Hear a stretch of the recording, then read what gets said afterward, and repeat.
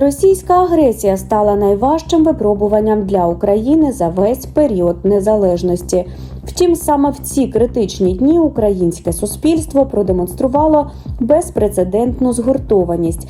За словами політолога Олексія Гареня, саме єдність людей, волонтерський рух та підтримка армії стали одним із головних чинників, які дозволили державі вистояти. Україна вистояла насамперед тому, що у нас українське суспільство показало свою силу.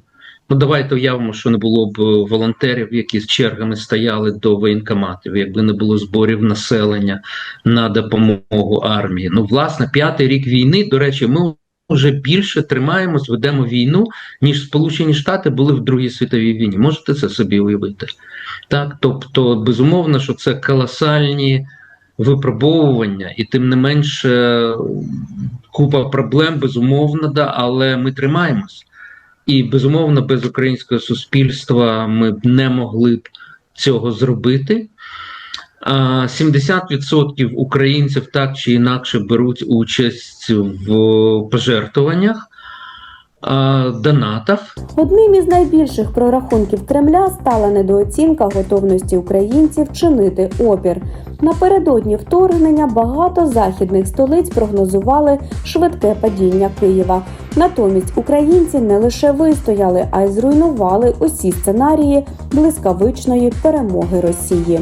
І ми напередодні повномасштабної війни, буквально на початку лютого, Фонд демократичної ініціативи проводила опитування. Ми запитували українців, що вони будуть робити в разі агресії. До 20% казали, що вони будуть, десь 15-20%, що вони будуть так чи інакше в силах оборони України. Ну, хто казав армія, хто казав там Національна гвардія, хто казав там добровольчі якісь об'єднання. 15-20%. Ще 40% казали, що ми будемо допомагати армії в будь-якій формі. Ну, погодьтеся, що 15-20% це багато, якщо люди про це кажуть. Навіть якщо люди, знаєте, трошки перебільшують свій героїзм, все одно це дуже багато. І от ми з цими цифрами тоді ходили по посольствах, ще раз, на початку лютого показували їм такі цифри і доводили, що ми будемо опиратися, давайте нам допомогу.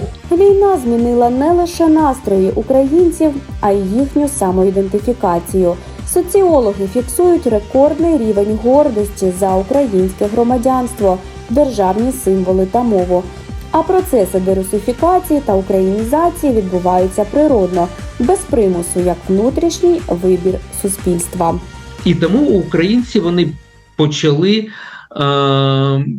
більше думати про те, хто в усьому цьому винен, що так склалося, яка роль Росії, яку роль грає Росія. І це привело до того, що показники української ідентичності, вони різко зросли. Скажімо, пишаються, що громадяни України, більше 80% кажуть, що ми пишаємося, що ми громадяни. Ну там 80-90% по різних показниках, я їх назву зараз. Хто пишається, що ми громадяни України? Тих, хто вважає, що домінує насамперед загальноукраїнська ідентичність. Не регіональна ідентичність, а саме загальноукраїнцями. Тобто ми громадяни України, тобто знову під 90%. А ви пишаєтесь такими символами, як мова, символи України, герб, гімн, прапор. Знову таки, це 80-90%. Тобто зміни колосальні. Разом із тим суспільство стикається з новими викликами. Одним із найболючіших питань залишається мобілізація та відчуття справедливості. На думку експерта, люди потребують чесної комунікації з боку влади та однакових правил для всіх. Якщо говорити по мобілізації, то це цілий комплекс проблем. Я насамперед сказав би те, що немає чесної розмови із суспільством. Так, людей демотивували. Це було десь в 23-му році, коли ми готувалися до контрнаступу. І тоді створили таку картинку, що от ми візьмемо і визволимо Україну вже влітку 23-го року. І так була створена така, і ми в це вірили, ми сподівалися. А потім з'ясувалося, що у нас немає з чим проривати те, що росіяни там побудували на Донбасі. У нас немає просто чим. Да? І потім почали виникати проблеми.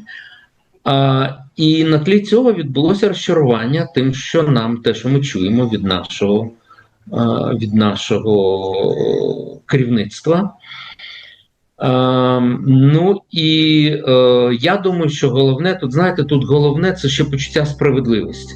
Попри втому від війни та численні труднощі, більшість українців не готові погоджуватися на мир будь-якою ціною. Соціологічні дослідження свідчать, що наші громадяни прагнуть миру, але лише за умов, які гарантуватимуть безпеку держави у майбутньому. Тобто, коли ми чуємо, знаєте, з подачі, та навіть Трампа, от українці хочуть миру, і зросла частка тих українців, які виступають за мир, це означає, що українці не хочуть війни. Так, звісно, що ми не хочемо війни. Звісно, що ми хочемо мир, але питання на яких умовах. Так, тобто ми не готові підняти лапки, так, щоб залишити країну беззахідною. Тому я б взагалі закликав би тих, хто там придивляється до інформації будь-якої.